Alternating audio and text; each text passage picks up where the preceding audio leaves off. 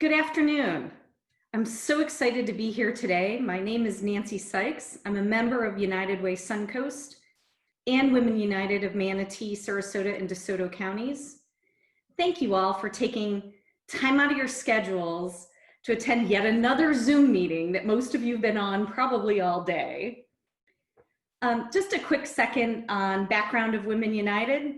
This is a worldwide organization of over 77,000 women strong in 6 countries, dedicated to the betterment of their communities, their regions, their countries, and the world. We are kicking off this advocacy session about the legislative process. So let me explain what that means in today's context. The goal for today's session is designed as a how-to for 2 areas. The first is how to find information about what is important to your local elected officials and candidates that are up for election. The second is how to best contact your local elected officials to provide feedback, ask questions, and raise concerns. The session is really around our local government and can apply to more regional and state as well. We will not be addressing national discussions at all today. The desired outcome is to make your voice heard and make it count regarding whatever is important to you. This is not a campaign event, nor an effort to get you to vote for any person, any platform, or any party. This is all about you and helping you know how to make informed choices and make your voice count. That is the key part of the session today. And this happens to be the 100-year celebration of women's right to vote. So it's a really important subject. Voting is as important now as it has ever been. So happy 100 years and counting. This is important to me because in my career, I've spent much of my time empowering women across the world to be as successful as possible in every facet of their lives, personal and professional. And this is another way to help do that in each of yours. I hope you enjoy. We have a great program for you today. I'm so excited. Our facilitator is Natalie King, whose amazing biography you have received through the invitation, and she will be guiding the program. Before we get started, we're going to view a video from Jackie Toledo, a Hillsborough County House of Representatives leader. She had planned to be here today with us, but was not able to join. So please enjoy. After that, Natalie will take over.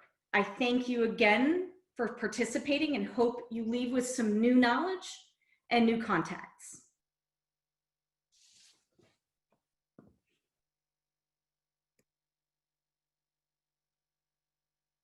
This is State Representative Jackie Toledo, and thank you, United Way, for inviting me to the Women's United discussion today. And I'm sorry I could not be there with you to get involved in the discussion.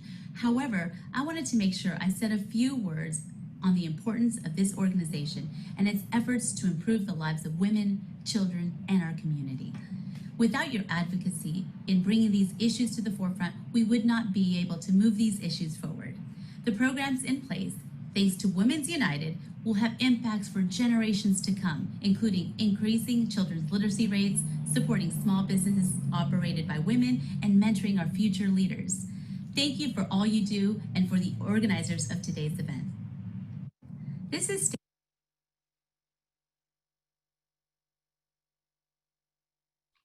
Well, good afternoon, everybody, and thank you for being with us. We definitely appreciate you taking the time out. We wanted to go ahead and jump right in and get started with kind of an overview, a 101 of what advocacy can look like, and give you a little background on what it is that United Way and Women United are advocating for within our state and in our community. Following that, we will definitely dive right into a robust conversation with some of our key leaders that have joined us today. So without further ado, let me just give you a little background. Again, Natalie King with RSA Consulting. I have the pleasure of being the representative for United Way Suncoast and work closely with the United Way Florida team in Tallahassee, working on what we call our consensus agenda.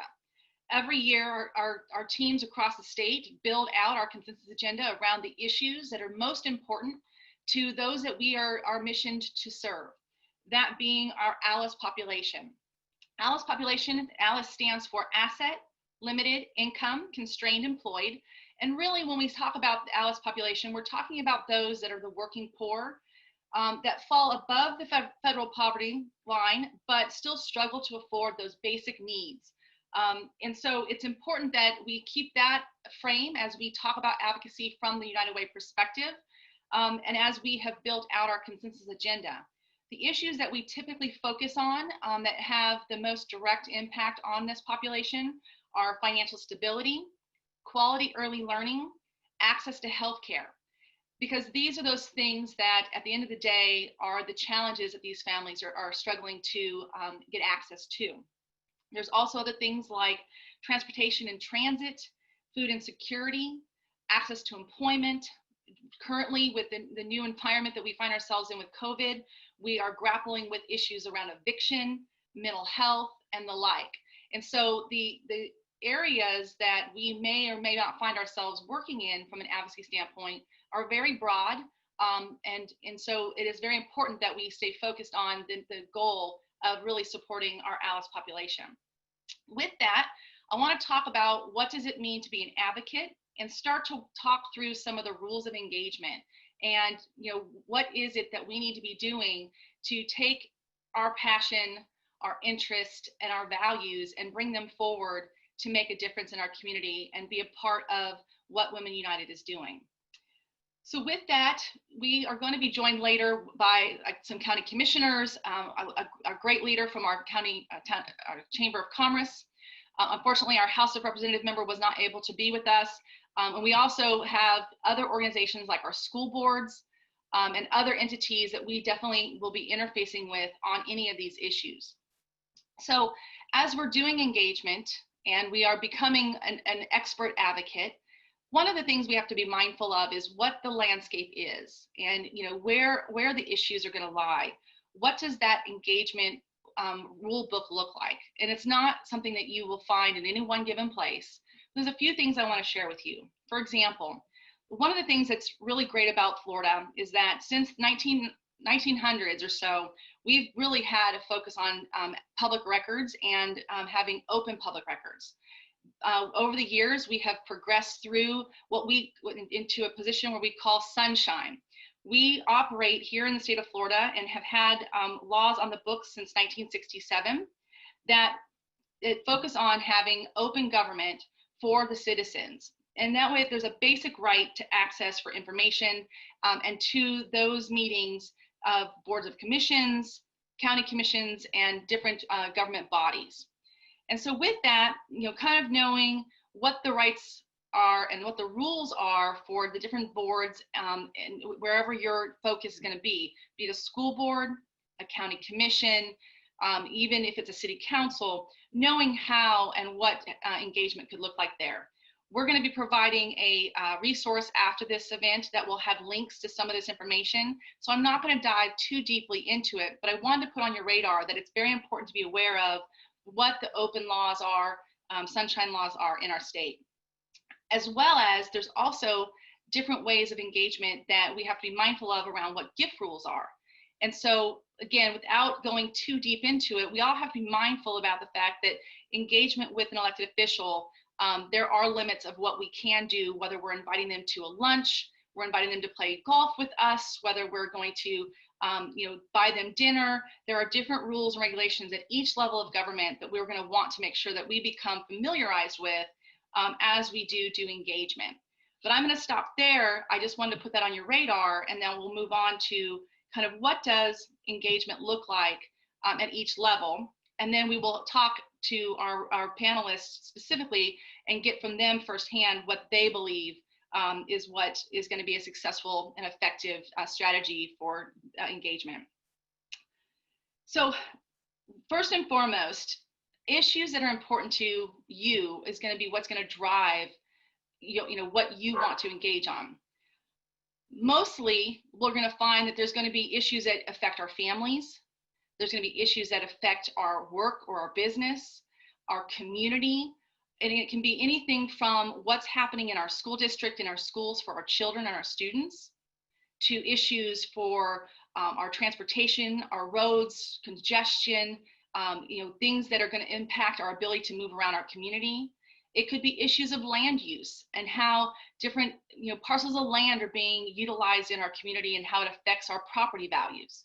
So many different issues can come up that are personal to you. And so the question is how do you get started? Where do you find information? Where do you go when you're experiencing something that you want to involve yourself with? First and foremost, I have to suggest that you really, pay attention to what your county, city, state elected officials are doing. What bills are they filing? What issues are they putting on agenda? What is the discussions at each of the board meetings or the commission meetings? And the best way to find that information is to go online if you have access, or go to the county centers or the city councils and make sure that you're monitoring the agendas and are engaged in what the conversations that are going on. And with that, there's a lot of opportunity too, because nowadays, because of Sunshine, they have the ability to broadcast all of the meetings online. They typically have a link on their websites that you can go to and engage them there. So there's a lot of different resources that are going to be available to you. What I would say is that, the end of the day, although there's a process in place and there's meetings and there's commission, agendas and city council agendas, really the most important thing is to understand who the people are that are working within those boards. Who are your county commissioners? Who are your city council members? Who are your school board members? And to do that, it really starts the process of when a candidate is running for office, when a commissioner, is sitting in that seat, is knowing who they are, what their priorities were, what is it that they ran on, and aligning, and understanding what their concerns are and how they're responding to issues in the community. And so what I would suggest is that as you find an issue that's important to you and you start to do your research, is make sure that you're using as many sites and as many different pieces of information as you can get. It's important to watch what's on the news. It's important to hear from our news articles that are in the newspaper, but we really do want to make sure that you're going to the source and that you are getting that information from the county itself, from the city itself and the school board itself, because watching those meetings, hearing the discussion and the dialogue between members, hearing what our superintendent of schools is saying, or the mayor of your city or county, those things are important. And so I just want to put that framework out there. I'd much rather have you talk to our experts who are on our panel than just to hear me talk. So with that, I'm going to go ahead and stop talking and stop boring you and go ahead and make some introductions for our special guests. So with that, I'm going to go ahead and start, and I'm going to invite Liz Alpert, Commissioner Alpert, who is with us, to please join us on the screen. Commissioner Alpert is with the Sarasota County Commission. She has been... City Commission. Oh, City Commission. I'm sorry, Okay. I forgot there's two of those. Yeah. City Commission. She has been in her seat since 2015. She is a family law attorney and brings a girth of information and knowledge from her personal life as a mom, as an attorney, and to our community. So Liz, thank you for being here, Commissioner. I appreciate it. Let me go ahead and finish introductions, and I'm going to go ahead and do a round robin with each one of you. Okay.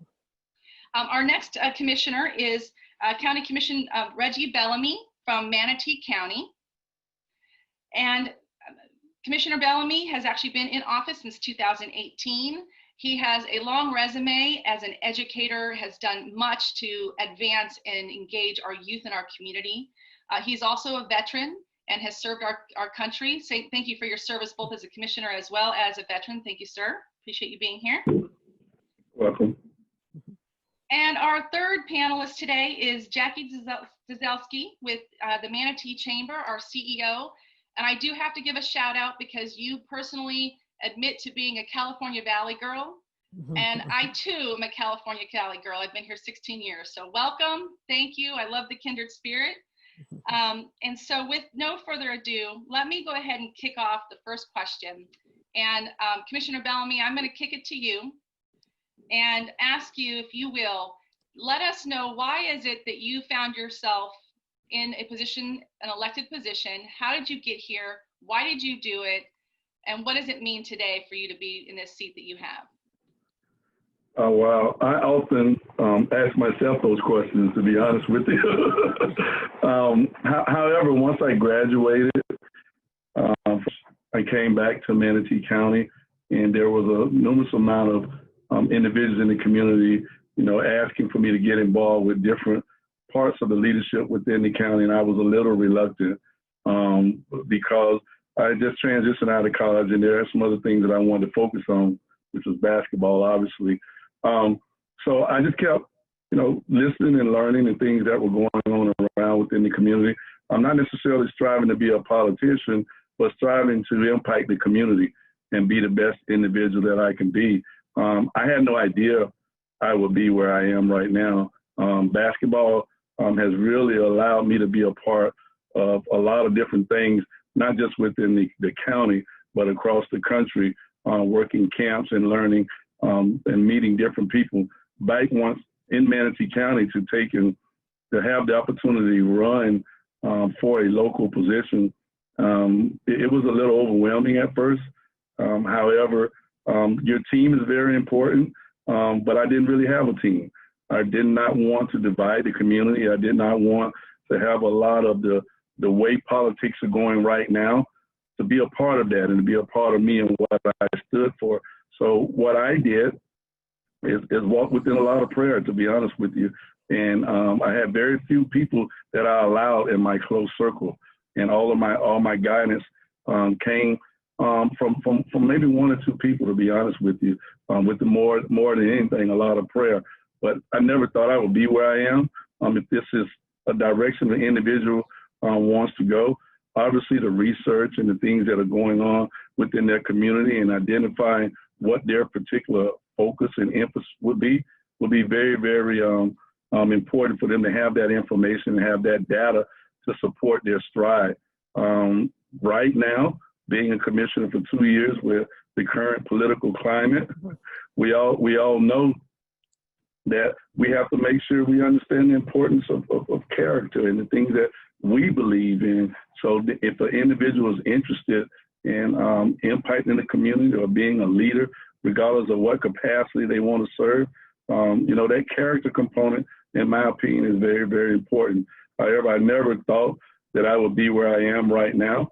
And the jury's still out. I haven't made it 2 years yet. So we'll just keep striving and working to be the best that we can be. Well, thank you. We do appreciate you being here, and we definitely appreciate your service. So Commissioner Alpert, I would love to hear from you how your journey got you to where you are and kind of what the motivation has been for you as you became a city commissioner. Well, it's been a long circuitous route, but I'll give you the Reader's Digest version of that.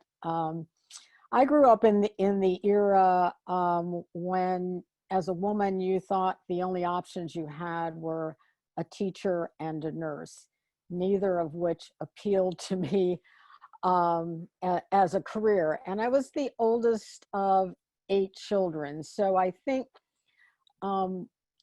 being in that position, and my dad was a truck driver who was gone most of the time, so my mother relied on me a lot. So I think that experience of feeling like people rely on me, that I had to take a leadership role, really brought about everything that I did in my life.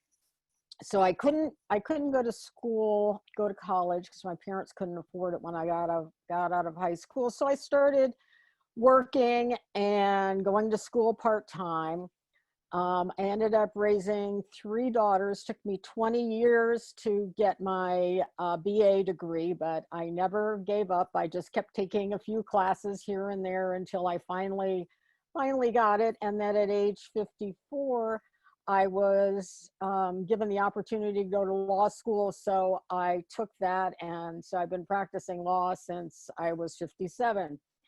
But in the early 80s, early to mid 80s, it never occurred to me that I could do something like be, a politician or a city leader or a state leader. I didn't have the confidence in myself that I could do that. And I volunteered on a campaign of a woman in Tampa who was kind of a lion in the state legislature at the time, Senator Helen Gordon Davis. Some of you who've been around for a while may remember her name. One of the things that she was famous for was creating a potty parity bill, so that now when they build a stadium, they have as many women's bathrooms as they have men's bathrooms. And I volunteered on her campaign, and I thought, man, it would be so great to do what she's doing. I always admired strong women, but again, it wasn't something I thought I had the capability of doing. But as I got older and started volunteering on my condo board, and then volunteering on a city board in Tampa, I started getting stronger in what I thought I was capable of doing. And so I will say I ran for office 3 times in Tampa and lost 3 times. I came to Sarasota in 2002, and I started law school in 2003, and immediately got on a city board here, the first human relations board. So again, started building up my confidence of what I could do. Ran for state representative in 2012 and lost. So I'm very persistent, okay?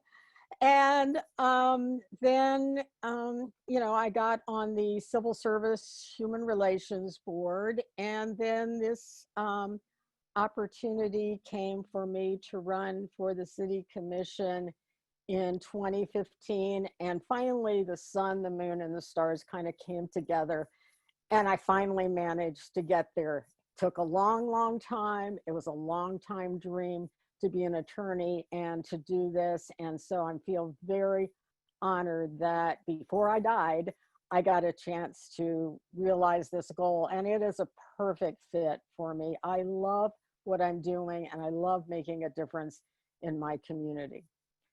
So that was sort of the Reader's Digest version of that. Well, it definitely is a definition of perseverance. And I think whether it be on your educational component or your journey to the elected office, you've proven that if you continue to stay focused and work hard, you will achieve those goals. And so Thank you for what you're doing. So obviously, as elected officials, your pathway and journey have led you to that decision-making component. Not everybody has an interest in becoming an elected official, and I can't blame them for that, because I'm sure you could also tell lots of horror stories on the other side. But there's lots of ways to engage, and that's why we've asked Jackie to join us, because there are many avenues to make your voice heard. So whether it be an elected official or working on a campaign, the business community is an essential piece of this conversation. And so Jackie, if you wouldn't mind sharing us how you got to where you're at, and what the value that is, in your organization and what you do for our community. Sure. Thank you so much. And welcome to everybody that's on the webinar today and who will be watching it in the future. It's an honor to be here. And commissioners, thank you so much for your service. It takes leadership and courage and a willingness to serve for anyone to even consider running, much less serving and running again. So thank you both for your service. Here at the Manatee Chamber, there are lots of opportunities to make a difference. And I have been honored to be on the team here at the Manatee Chamber for almost 25 years in different roles over the years. I'm currently the president and CEO. And so as you mentioned, Natalie, There are lots of ways in which you can choose to have your voice heard. And in my case, representing our entire membership here at the Chamber is a tremendous honor and a tremendous responsibility. And so, you know, depending on how the questions go and the conversation goes for the rest of today, there may be individuals on the call who are looking to find new ways to amplify their voice on issues that are important to them personally. And there may be participants today who would be representing larger groups. And so I certainly can speak to that larger group opportunity. And so here at the Manatee Chamber, we are nonpartisan and do not involve ourselves in candidate races. We believe that the best way to serve the more than 2,000 businesses that we represent and their close to 70,000 employees is to work as effectively as possible with whomever is elected. And so we believe we do that, and we do that well thanks to lots of intentional relationship building. However, while we do not involve ourselves in partisan issues or in elections, we do deeply involve ourselves on policy decisions related to the issues that are important to the business community. And so the Chamber does take positions, public positions, on issues, be that policy that's being voted on at the local, state, or national level, or items that will show up on a ballot that are related to the issues important to us. I think about the constitutional amendments that we all will see on our general election ballot. There are local issues that we will see on our ballot here in Manatee County on the general election ballot as well. And so over the years, I've been able to engage myself with lots of interested, involved business leaders that choose to get involved through the Chamber as their way to have an even stronger voice on issues than they could as an individual. And so again, I look forward to being able to offer some of that perspective and some advice as to how we have been effective here at the Chamber in representing our constituents on a number of issues. So thanks again for the opportunity. Thank you, Jackie. We appreciate it. And like the Chamber, United Way is one of those groups that we look to partner with others because, again, united, our voices are going to be much stronger and much more effective. So thank you for being here. I want to kind of go right into questions and just kind of do a round robin. Please, I will direct questions, but at the same time, everybody has full privilege to jump in if there's something burning that you want to share.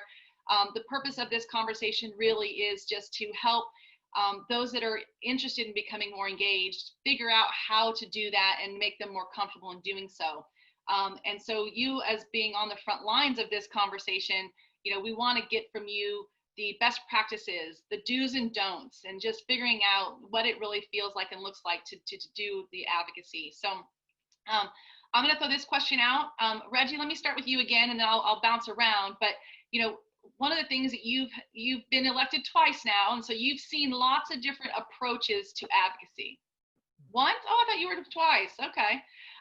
So, and I'm just making stuff up now. I've got Liz being a county commissioner, and but you know, you see lots of different approaches. Groups will come to you, people will come to you.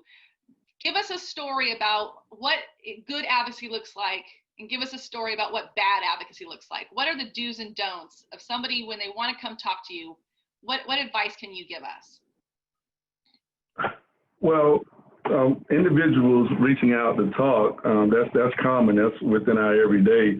And we want to make sure that we support and lend the ear so we can listen to see how we can impact. What I always would like to, when individuals come, you know, what is their message? You know, what is their intent? And what level of enthusiasm or effort do they plan on putting behind their message? More importantly, how this message is not going to just impact them, but for immediate impact the district that I serve, more importantly, positively contribute and impact the county that I serve. And when I take in and listen to individuals that come in, you know, I try to identify, you know, where they are. Are they going to be disciplined? Are they going to be data driven? And are they going to document the things that they're saying that they're trying to do and how they make progress? So if someone else comes with a similar intent, we don't have to reinvent the wheel. We can identify ways to collaborate and build relations. So whatever the intents are that are in common, they could become stronger. And now our community is becoming stronger. As far as a story to not necessarily do, I don't really necessarily have them. I just strongly recommend don't come in with demands and dictates or threats. I think that's very, very important. With any stride that you're making, you want to build bridges. You don't want to burn bridges. And we talked about that a little bit earlier. So how it's done, obviously Reggie's a little bit different from Jackie and Liz. But I think one thing that we can always say is when we walk away from the table, was that individual professional? Is it clear what the message is? And is it clear what's next and what the intended directions on how the seat that I am can serve them in order for them to get whatever they're trying to get accomplished? I think it's very, very important. We would not, for the constituents to know or the advocates to know, we would not be in the position that we're in if we do not have a desire to serve and impact. I think when they come in, sometimes some of my negative experiences, they want to dictate and demand, or sometimes they threat that they won't vote for you again. And I mean, even if they do or they don't, we still got to make sure we impact that area of their concern at that particular point in time. And I think advocates need to be mindful of that. Our intent is to serve just as strong as their intent is to. Couldn't agree with you more. I think that's one of the things that when I'm mentoring somebody about going into advocacy is that, I think the old adage is you're going to get more with honey than you are with vinegar. And I think that even if you are going to find yourself not in agreement on an issue, is that, being disagreeable isn't necessarily the best tactic. And so, even if you have to come to an agreement to disagree, doing so professionally is very, very important. I think that's definitely a big takeaway. Commissioner Alpert, you've been doing this now a couple years. What have been the lessons that you've learned that you'd want to impart upon us? Well, I think what you just said and what Commissioner Bellamy just said is absolutely correct. If somebody comes in with a demand and this is what I want you to, this is what you need to do, and you're really stupid and I'm not going to vote for you if you don't do it, immediately you don't take them seriously. I think in dealing, it's human relations. You be courteous. You may agree to disagree, but there's no reason not to be civil. There's no reason to have threats. But I take people the most seriously when they come in and they have facts and information that gives me a reason to agree with their position. It's sort of like when I go to court, I have to give the judge a reason to vote in my client's favor. And it's the same when an advocate comes in. Give me information so that I can say, I see where you're coming from. Be prepared and be courteous. I think those are really, really important qualities. And I'm sure, Jackie, as you're advocating for the chamber, I'm sure that's how you approach your advocacy with elected officials. Yes, Commissioner, absolutely. And in addition to echo some of the thoughts that both of you have shared, one thing that was apparent to me early on was the necessity for anyone who has an issue or more than one issue on which you want to help elected officials see your side of the issue and hopefully influence them to make a decision that aligns with where you are, is to understand that for elected officials, there are so many issues typically on their plate.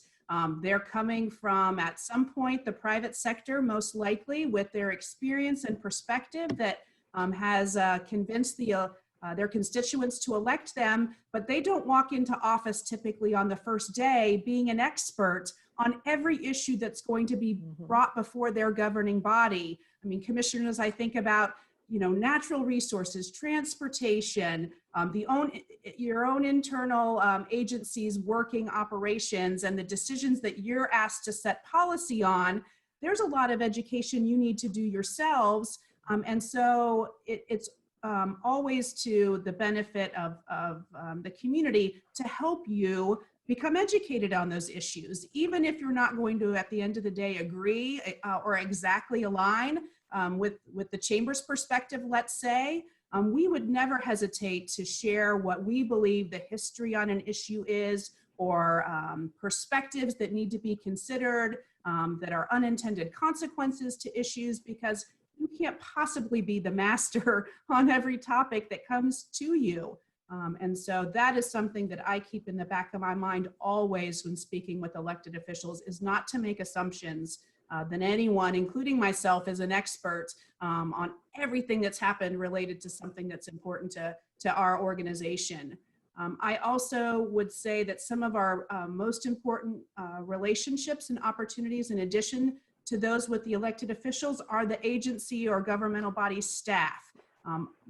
The majority of staff are you know, so well versed in the issues that they touch on within any governing body, and so become a resource and learn from the professional staff that support these elected officials at the paid staff level within agencies.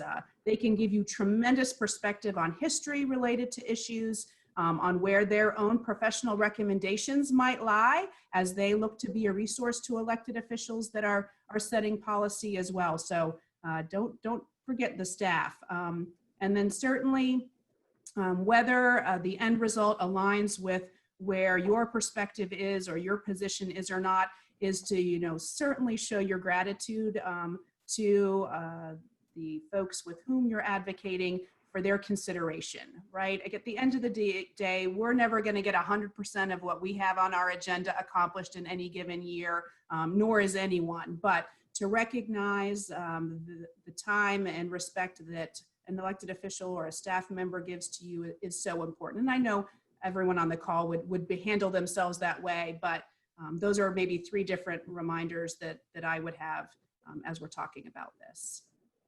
And Jackie, I could not underestimate your comments. The staff are so essential. And I think especially, and you know, the commissioners might echo this, is that with term limits, you know, just as they're becoming expert in something, it's time to move on, right? And so it is the professional staff, whether it's the legislative aides or, you know, your district secretaries who are working in, you know, in tandem with them every day, or the professional staff within a county or a city or a school board.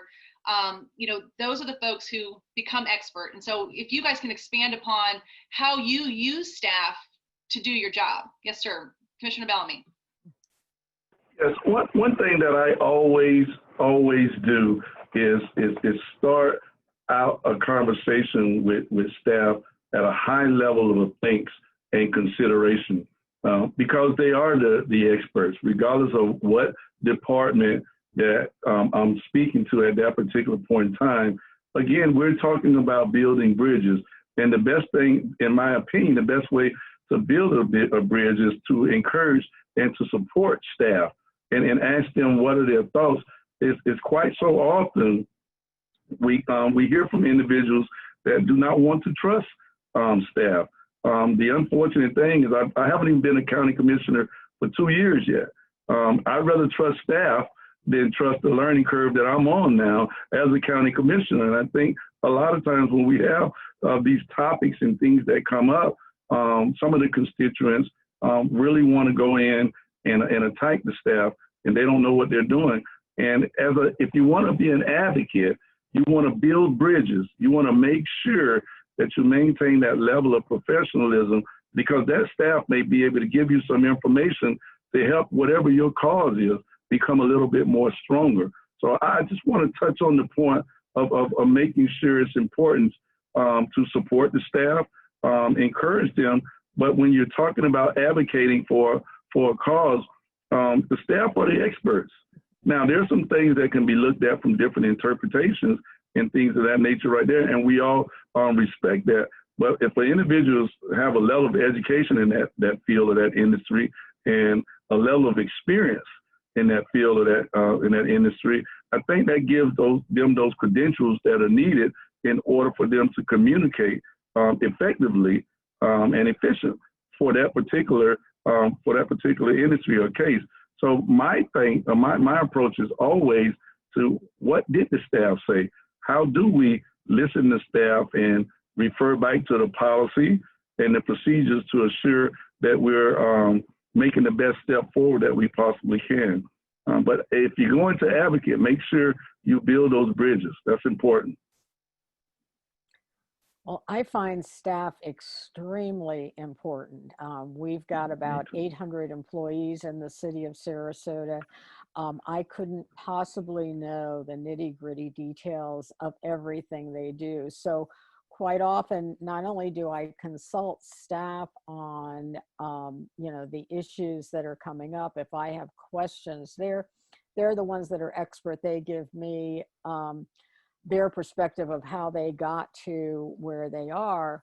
But when I get an inquiry from a constituent on an email asking about, let's say there's a noise complaint or a homeless complaint, I will reply to that email and copy our city managers, the appropriate department heads, and ask that the appropriate person respond to that constituent about that issue, because I figure they're the ones who know. I could go ask and then put it in, but I think it's better, and then I keep up with those emails to make sure that the constituent is getting their question answered or their issue taken care of.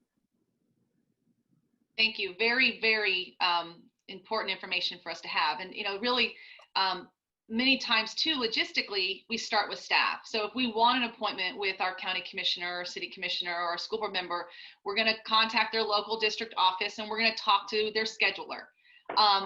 And there's going to be lots of different ways that we can engage you. And so I want to talk about what ways you think are best. For example, I may call your district office or your commission office and say, I'd like to sit down and have a meeting. Now, we know that meetings today look very different than they looked in the past. That might be Zoom.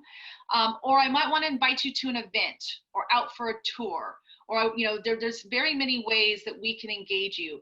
Talk about, from your perspectives, from an elected perspective, what is the most effective way for us as advocates to engage you, to build said relationship, to start to get to that point where our knowledge of each other is more than just that kind of peripheral surface level? How do you like to be best engaged? What works for you?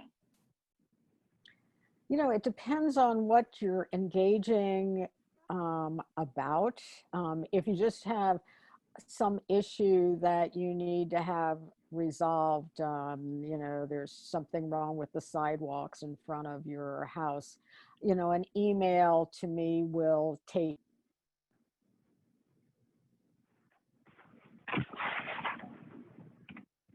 Can you guys still hear me?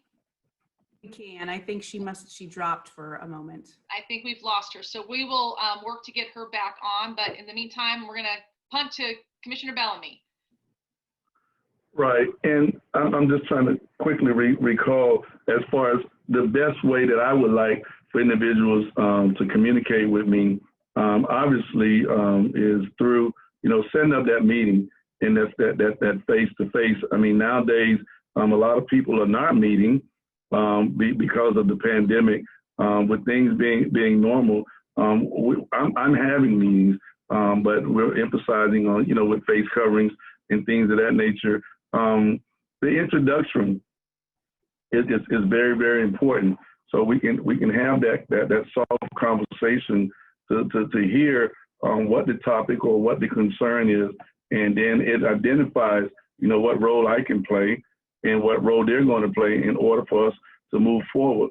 Again, like the commissioner was saying, it's a difference there's different level of advocacy. If you're trying to get some roads done in your community, that's one thing. However, if you're reaching out and you're talking about some of the systemic racism issues that are out there right now, or rights for women, that's a more broader perspective, and we have to have, you know, a little bit more work prepared in order for us to have that level of conversation. So to reach out and set that first meeting up, you know, it is just a call to the office for me. Now, the bad part, me being a neighborhood person, and I walk in my neighborhood, ride my bicycle in my neighborhood. I think to me, the bad part is that level of comfort where individuals pull up in my driveway or knock on my door on a Saturday or Sunday and have and have an issue that they want to talk about.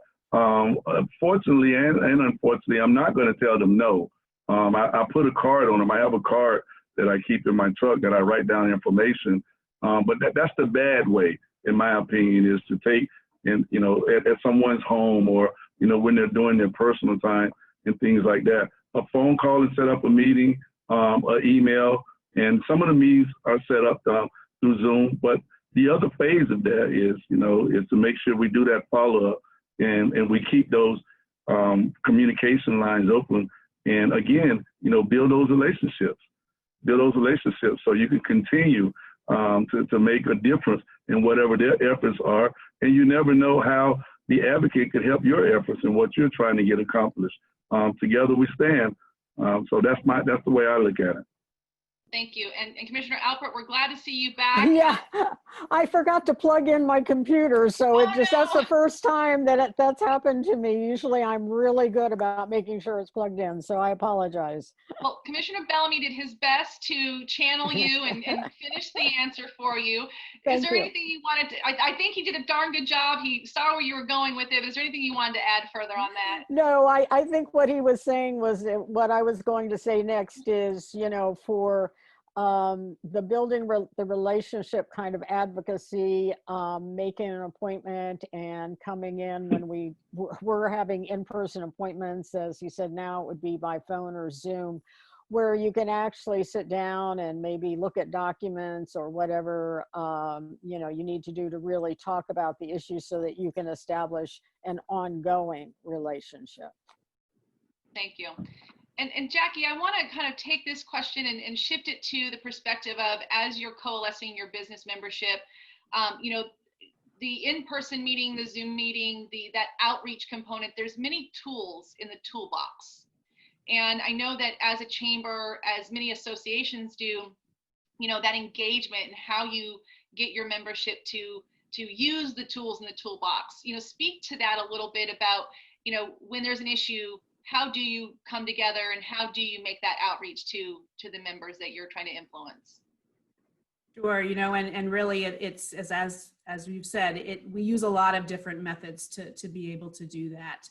You know, here at the Manatee Chamber, in any given year, we have more than 20 committees and task forces that are working on different issues, and all of those committees are an engagement point for business leaders who are interested in those specific topics. So we have a healthcare committee, a natural resources committee, a transportation committee, an education and workforce development committee, and the list goes on and on. And so I think that really speaks to the strength of positions that we ultimately take, that we have the engagement of a cross section of the business community, in our case, in bringing knowledge and perspective and discussion around these types of topics. So we remind our elected officials at all levels when we're advocating of truly who we represent, to give them an understanding of the types of inputs and perspectives that helped us develop an official position to represent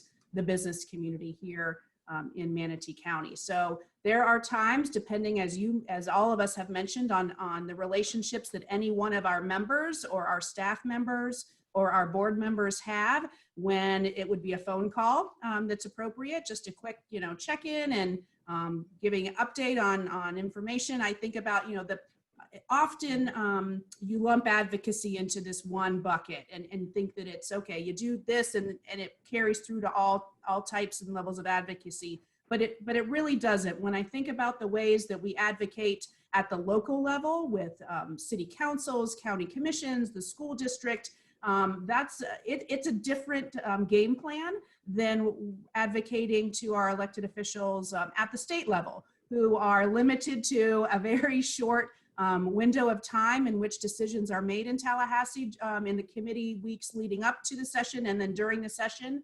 And so you need to be very strategic about how many of these are marathon type efforts and how many are sprints. And a lot of times the sprint has been built upon a long marathon that's gone on for years, but it just at the state level may be the year in which there'll be some movement on an issue. And so you got to be ready for the sprint as well. So again, back to your original question on method, I mean, we employ them all. It's in-person meetings or Zoom meetings right now. It's phone call campaigns.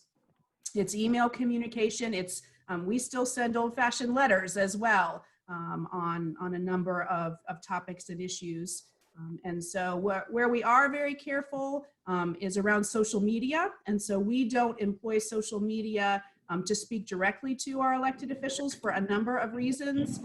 However, we may be educating our membership via social media on an issue. And so those are some of the methods that we utilize. We also have print publications that we reach our members to as well. And so again, there are times when it's ongoing education with our membership, but then there are also times when we have a definitive call to action, particularly around time-sensitive decision-making processes, in which we will encourage our members to reach out to the appropriate elected officials or governing bodies and say, hey, you got to do this today because they're voting on a bill, you know, tomorrow morning type thing. So it depends, but I think you can effectively use all types of methods of communication.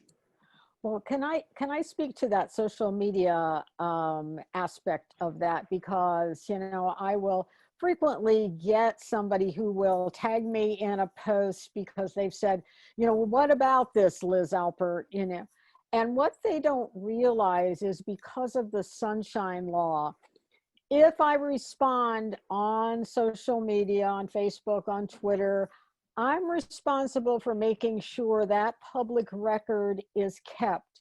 So I really don't like to be, you know, to do that. And then also, you know, you could run into the problem of, well, you can't have two commissioners speak to that same issue on Facebook or Twitter or Instagram, whatever you're doing. So as an advocate, it's not the best way to reach your government official is to try to reach them through social media. Email them, call them, you know, make an appointment to come in. But if you do it on social media or send them a text, same thing. It's, you know, and don't contact them on their personal email, their personal text messages, because again, it makes us then responsible for making sure that public record gets, you know, because everything is public record that we do. And I want to ask, there's one more tool that I know that is in our toolbox from time to time that commissioners, if you would give us your opinion of, you know, each public meeting that you guys hold, there is public comment. It's an opportunity for, you know, the public to come in, whether it's a minute, 3 minutes, however the time restraints based on the issue and the number of people there to speak.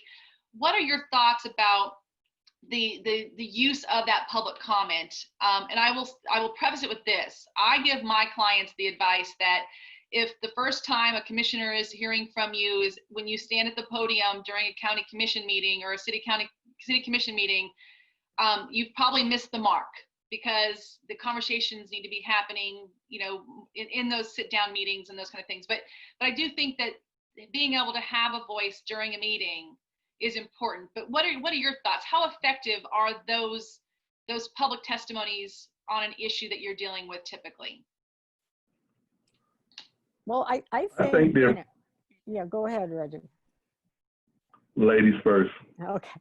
Well, you know, obviously it's a really good method for people to be able to feel like that they're heard on an issue. But I know the frustrating thing for me is that because of the format of the meetings, there's no interactive dialogue. So I think that sometimes for the person doing the 3-minute comment on the issue feels a little, unfulfilled, because we can't respond to that at all, or say, I agree with you here, I don't agree with you there, what do you think about this? So I agree with Natalie that if you have the opportunity to express yourself ahead of time with the government official, I think that's better. Obviously, coming and doing the 3-minute comment is better than nothing, and certainly people should be able to do that. But I think the individual interaction, I think, is more effective. So from my perspective, the active engagement is needed, and when you're talking about that public comment component, a lot of times it's very difficult for the constituents to express everything that they want to express within those 2 to 3 minutes. And like the commissioner said, that open dialogue is not there that often. And this is where I mean about the active engagement, that the opportunity to communicate prior is very, very important in making sure your active engagement involves you reaching out to not just one commissioner, all of them, and trying to have that audience with them, so your thoughts or your ideas or your critiques can be heard in a manner to potentially get addressed. Now, a lot of times within the meetings, it makes it very, very difficult because there's always 2 sides. And here recently, we have a lot of emotions that are flaring. And that's the last thing that you want to do. You want to maintain as professional as possible and keep those line of communications open. So I would encourage, if you know that this topic is very, very important for you, well, I'm going to go and speak to them. Speak to them before the meeting. Attempt to reach out to them before the meeting. Now, sometimes because of the volume, that may or may not be possible to do, but don't charge it to them and their desire to not want to meet with you. Charge it to sometimes, we'll be overwhelmed with emails and the desire to meet because of the level of intensity of the particular topic. Very, very important. Very, very important if you want your message heard. We often read things in as far as emails. We get countless amount of emails. And sometimes that's good, and sometimes it's not so good, because those emails often overwhelm us. If there's one high-level topic, fortunately, we got 410,000 people in Manatee County, and if 20,000 of them send 2 emails, I mean, that's what we're dealing with. That's what we're dealing with, and that makes it a little bit difficult to maintain. But we do our best. My intent would be to recommend the individuals to reach out prior and attempt to set up a meeting and go from there. And when I'm talking to them, the true approach would be, what can we do to get on the same page? And make sure that all efforts are heard and are respected on both sides. Thank you. And again, the theme of today is, how do we make sure that those that are interested in engaging, that their voice is being heard? And so this is all very important information, but there's going to be those, and it's why organizations like the United Way exist. There's those that they either don't know how, aren't in a position to, and they become voiceless. And so there's times, like with our ALICE population, that as a group, we stand for them. Even if I myself, per se, I'm not an ALICE family or an ALICE, person, I care enough about them and their issues that I want to help be their voice. And that's what a United Way can do, as the chamber can do for their business members. And so I do want to talk a little bit about how that works, because maybe that mom who's having that issue with their student can't personally come to a county commission meeting, or can't come and meet with you. And so there are other organizations like United Way out there who are taking that cause up and are coming and being their voice, and they're doing the homework and the research, and they're putting the communications together and bringing that forward to you. And part of that is that partnership that a United Way or a Feeding Tampa Bay, or a Metropolitan Ministries, or, all of the Boys and Girls Club, all of these groups are out there advocating on behalf of the group that they are missioned to support.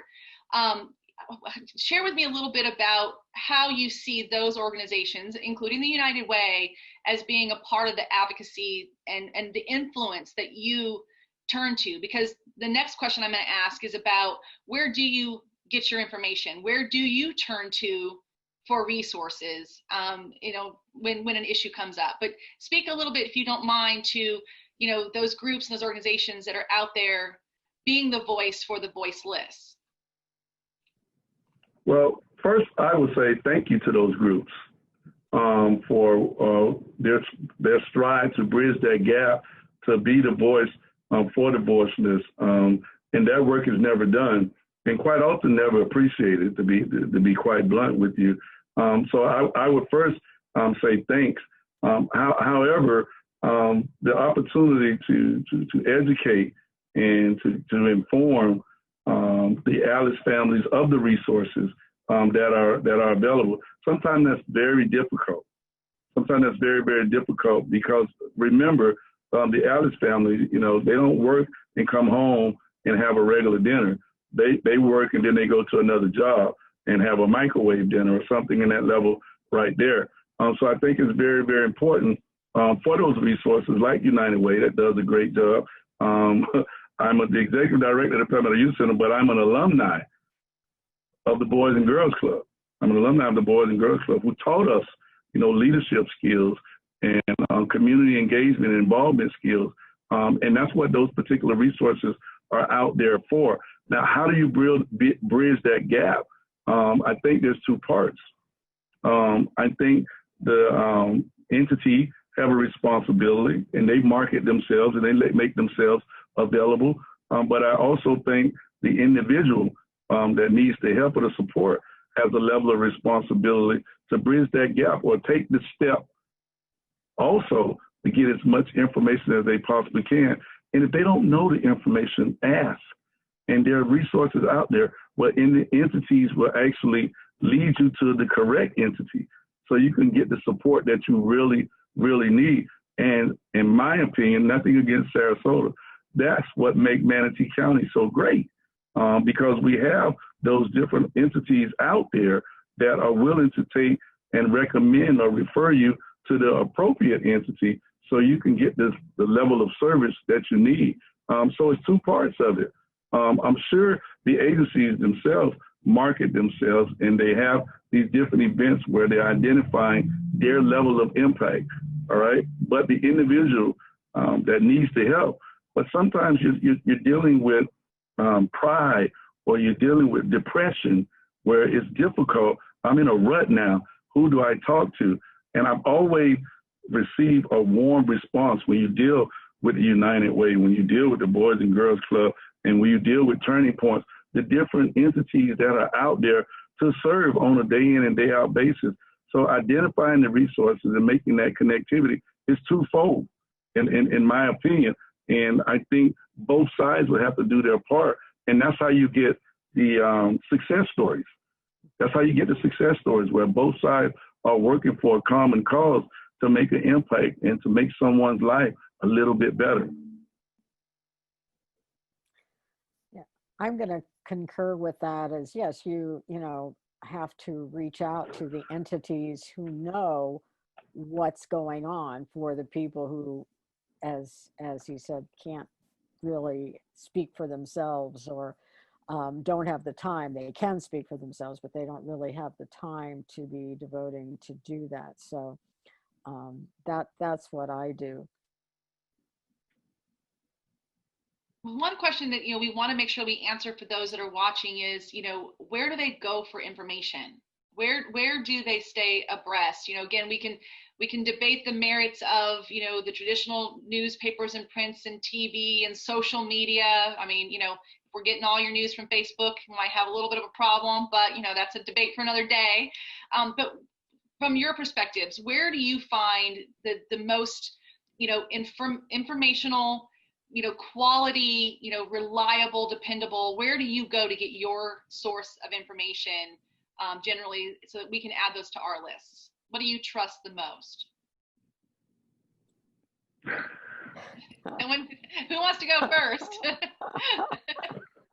Well, I was actually going to recommend what the constituents do and where they get information on city issues. The city manager has a weekly newsletter that goes out that you can sign up for. You can sign up for having the agendas from the commission meetings and our other advisory board meetings sent to your email automatically, so you can see what's on the agenda. You can see the backup material. You can look at past videos of any of these meetings. You can go online and watch the actual meetings going on when they take place. So there are a lot of ways that just from the comfort of your home, you can keep track of what's going on in the city, what we're doing, what's coming up. We even have right now a COVID newsletter that goes out weekly on COVID-19 information. So if you go to the City of Sarasota website, you're going to get a lot of information that you can sign up for, or just, keep visiting the website of things that are going on. So in Manatee County, I think our staff, our county administrator, has done a great job of extending our 211 or our 311 services to our community, where you can actually just pick up the phone and dial 211 or 311, and someone is going to answer, and they're there to help you with whatever your question may be. You do have websites that you can obviously research. You do have the social media outlets and the newspapers. However, talking about the Alice family, sometimes they're always on the go. They may not necessarily have that level of access. I would recommend, there's, those questions that you just dial 211 and 311 from Manatee County perspective, and you'll get that necessary information or guidance that you need. Now, quite often when you dial those, because I've dialed them myself, they're going to refer you to another department or to another entity, depending on what you're seeking help for. And that's the bottom line, because a lot of times we don't know who to communicate with. And a small, soft conversation of guidance to connect you to the right entity of service will obviously ease that level of anxiety and concern. And then once you make that connection, there's an opportunity for the resources to be a part of what you need and ease that comfort. So where would I recommend for them to go is 211 and 311, depending on their question and what they're looking for from the Manatee County perspective. Thank you. And Jackie, I know that, you yourself as an organization have your communications and newsletters that you put out to your members. What other resources, when you are going to do your homework on an issue, where do you go? What do you find to be helpful? It's a long list, and it may be somewhat dependent upon local issue, state issue, federal issue, whether or not this is a newly emerging issue where we may need to be the ones that create a new body of knowledge on something, or it may be progress on a generational type issue. And so I hate to say it depends, but it does somewhat depend. For the Manatee Chamber and our perspective, knowing that we represent more than 2,000 businesses and close to 70,000 employees in the workforce here in our region, we look to our members certainly to inform the decisions that our board of directors makes with regard to policy positions. We also find other partners in the community. United Way is certainly one. There are other nonprofits, other businesses, other organizations that we may look to partner with on an issue. We also are very mindful of what our role is. And so probably no surprise, there are certainly individuals, members, other community partners who come to the chamber and say, here's the issue, can the chamber take this on? And we've got a very deliberate, what we call our test of relevance, that helps us determine whether or not we are going to invest the resources in an issue or on a new initiative. And some of that includes what is the right role for this Chamber of Commerce. Will we be the leader on it? Will we be a supporter of another organization or effort around the topic? Will we be bringing together a coalition of voices? So thankfully, because of the long history and legacy of our chamber, we've been here in Manatee County for more than 130 years. We've got a long history of relationships that extend well beyond our staff or our current board of directors, upon which to draw partnership, information, relationship.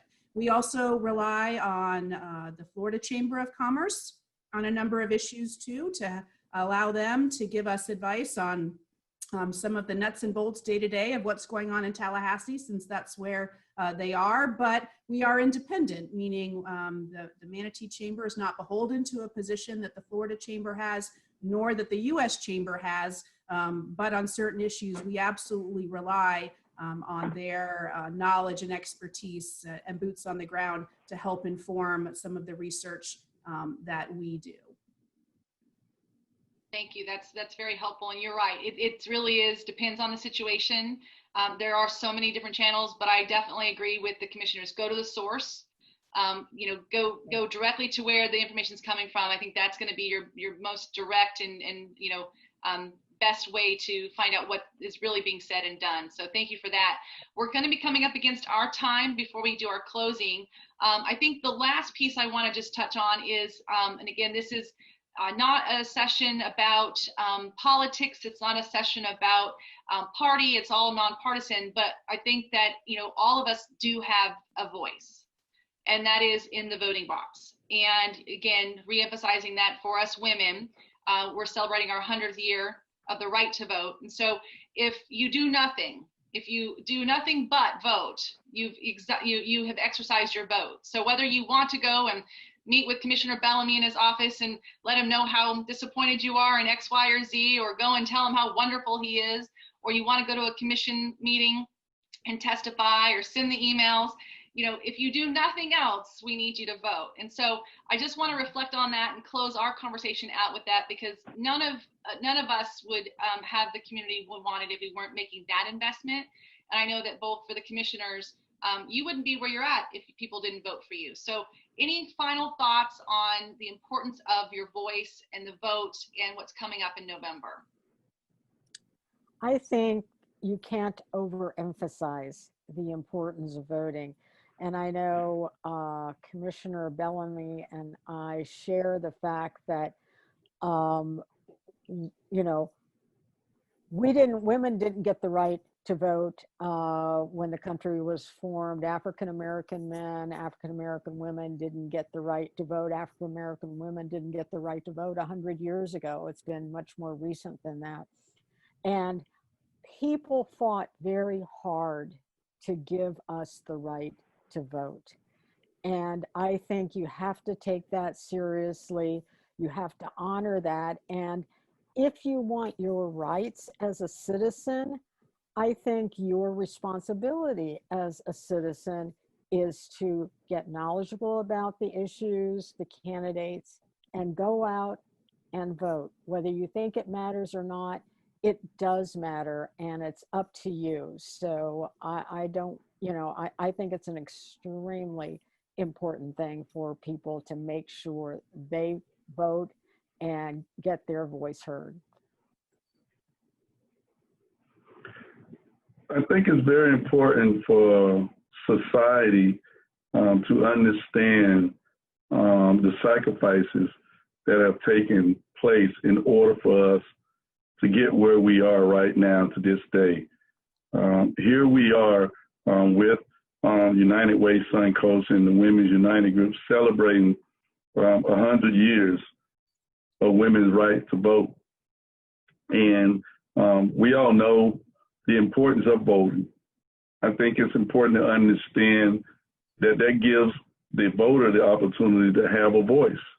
And the voter, all of us have the right to vote, but we have to exercise our right to vote. And while exercising that right, remembering the sacrifices that have taken in order for us to get where we are right now today. So many different stories and issues, whether it's from women or whether it's from African Americans, where opportunities were neglected. The individuals did not have the opportunity to do certain things. So here we are. We're talking about voting. We want to have success. We want to have success. And in the dictionary, sacrifice comes before success. And the only thing that we're asking is you sacrifice, whether it's a vote by mail or you're going out on that day, some way to make sure you take that small moment. All right, do your research on the candidates to make sure you understand who you're supporting and who you're not supporting. But go vote. But make sure that you go out and vote.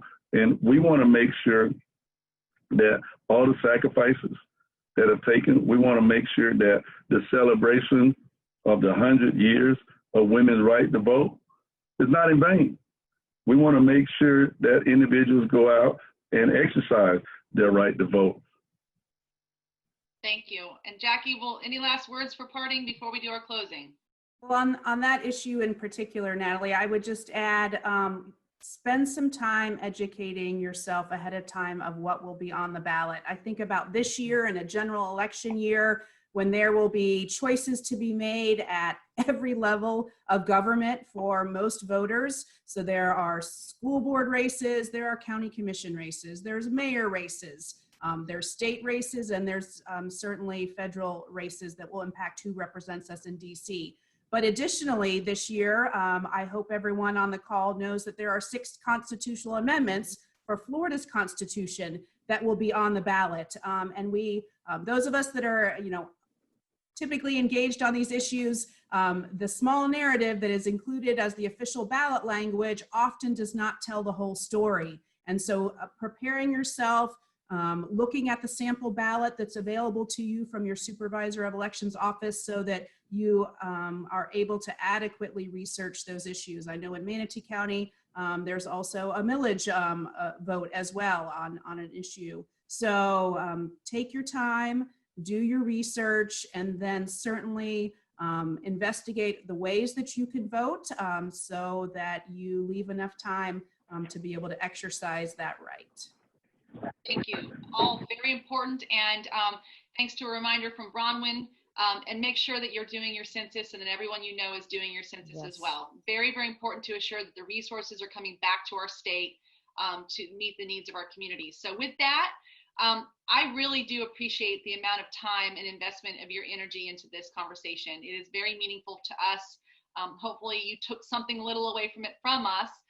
And so I will now hand the closing off to Dr. Sandra Stone, who is here to wrap this up for us. So thank you, everyone. And Dr. Stone, the floor is yours. Okay. Hi. So I would like to, first of all, thank our panelists. Thank you, Commissioner Bellamy, Commissioner Alpert, and Jackie Dzelski from the Chamber. We really appreciate you being here today. And thank you, Natalie, for facilitating, moderating. You did a great job. Also, thank you to Nancy and to Amanda and all the folks at United Way who helped put this together, because I think it's really important for us to be able to do educational programs like this. Just to sum up a little bit, I made some notes, and I'd like to just pull out some of the things that I'd like to reiterate because I thought they were really important for everybody to take away. One is that all levels of elections are important, that it's not just the national scene where everybody seems to focus a lot of attention, but what happens at our cities and counties and state levels are also just as important.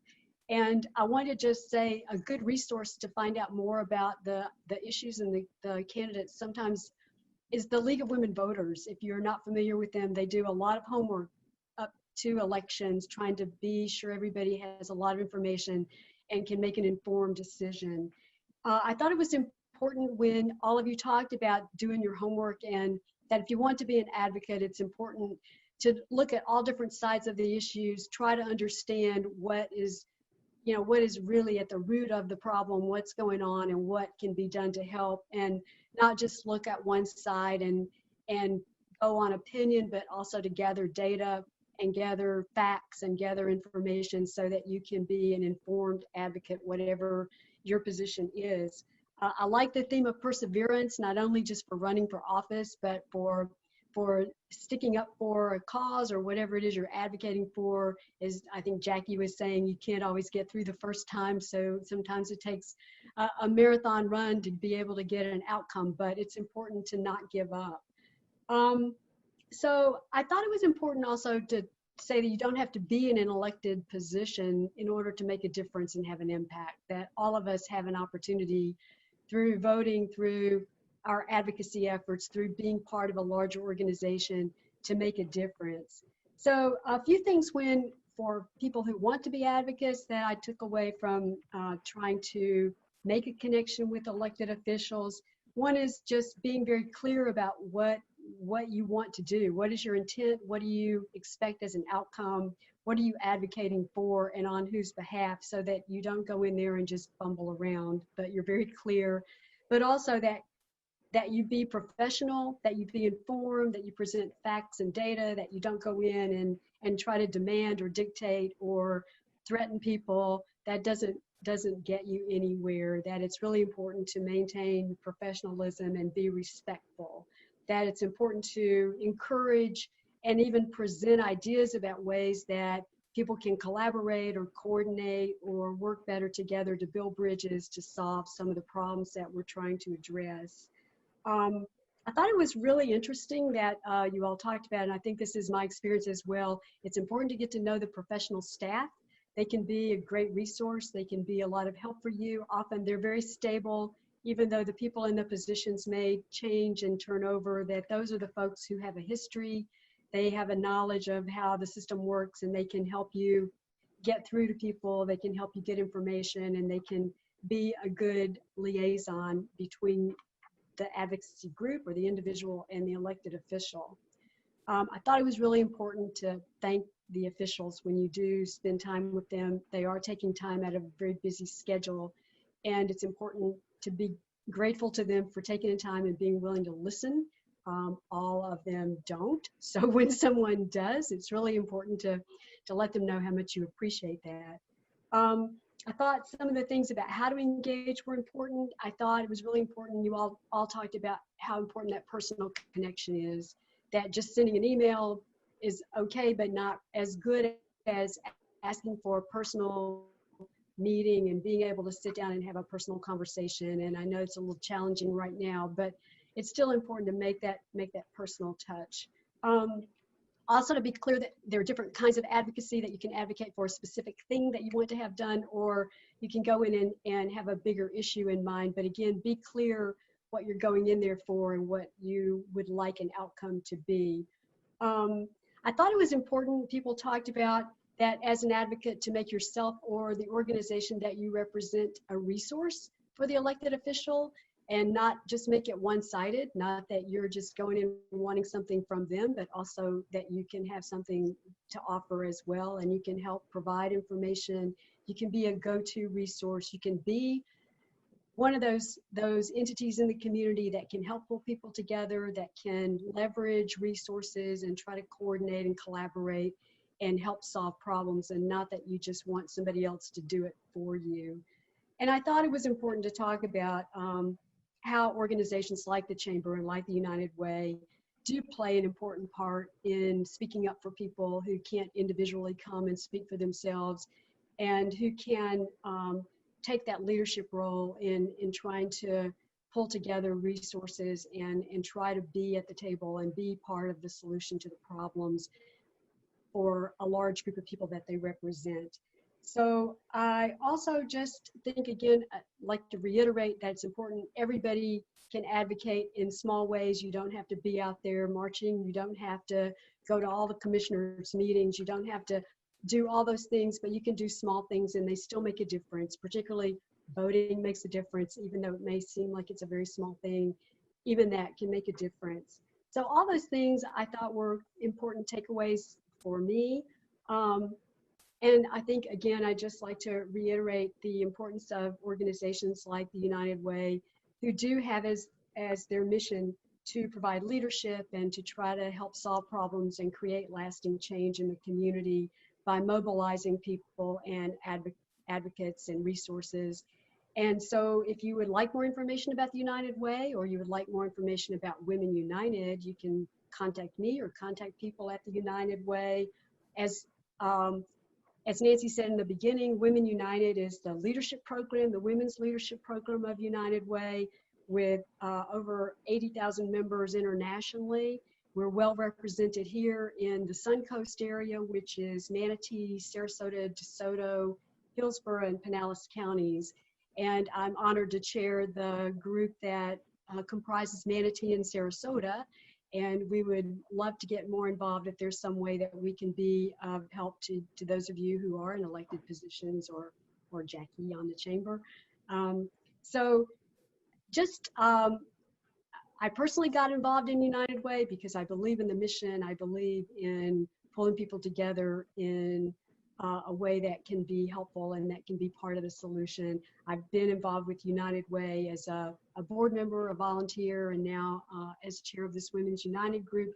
Also serve on the State Advisory Research Advisory Council for ALICE. And I know Natalie talked a bit about ALICE, Nancy talked a bit about ALICE, and we are particularly focused on helping that group of individuals who need assistance getting financial security and and we're also focused on the early learning, which again, as an educator, I'm a professor at USF, and education is close to my heart. So I saw this as a real important way to help and get involved with that early literacy, early education program, and see if we can make some strides in our community in improving the educational status of our children. They are our future.